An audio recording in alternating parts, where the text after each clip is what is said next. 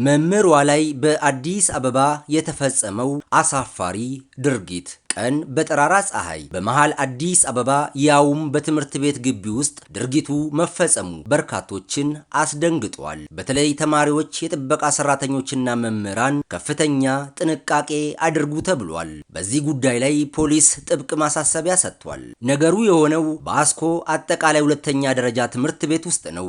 5 ወጣቶች የደንብ ልብስ በመልበስ ተማሪ መስለው ድንገት በትምህርት ቤት ግቢ ውስጥ ተገኝተዋል። ግለሰቦቹ በፍጹም ተማሪ አልነበሩም። ዩኒፎርም በመልበስ አንድ ተማሪ ሊያሟላ የሚገባውን ነገር በሙሉ አሟልተው ከተማሪዎች ጋር ተቀላቅለው ስለገቡ ያስተዋላቸው ሰውም አልነበረም።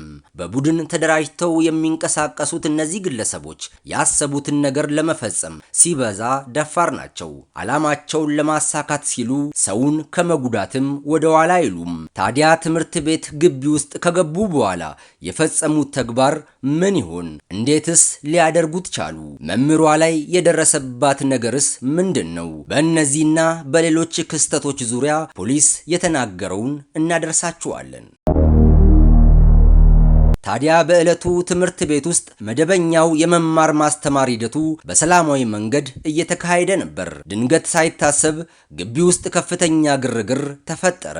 የትምህርት ቤቱ መምህር የሆነችው መምህርት ሀረገወይን መኮንን አስተምራ ከክፍል ስትወጣ ድንገት ግቢ ውስጥ የሞባይል ስልኳን ተነጠቀች።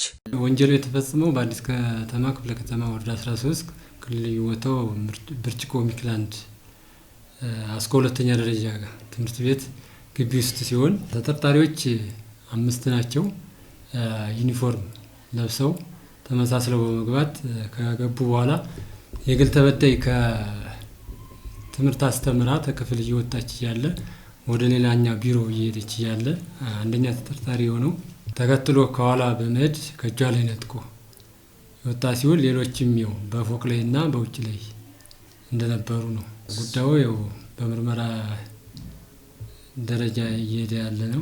የትምህርት ቤቱ የጥበቃ ኃላፊ አቶ ዘመድኩን ለሜቻ የዚህ ሁሉ ክስተት ጥፋቱ የኛው የጥበቃ ሰራተኞች ነው ሲሉ ይናገራሉ። ችላባይነት በፈጠረው ክስተት ግለሰቦቹ ግቢ ውስጥ ሊገቡ መቻላቸውም ተገልጿል።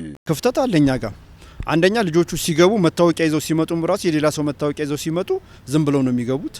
በደንብ አጣርቶ የሚያይ የለም። ሁለተኛ ደግሞ ዩኒፎርም ለብሰው ነው የገቡት ልጆቹ። ያው በዩኒፎርም ስለተመሳሰሉ በዛም ነው። ሶስተኛ ደግሞ በኋላ በኩል በጫካ በኩል ባጥር ነው ዘለው የሚገቡት።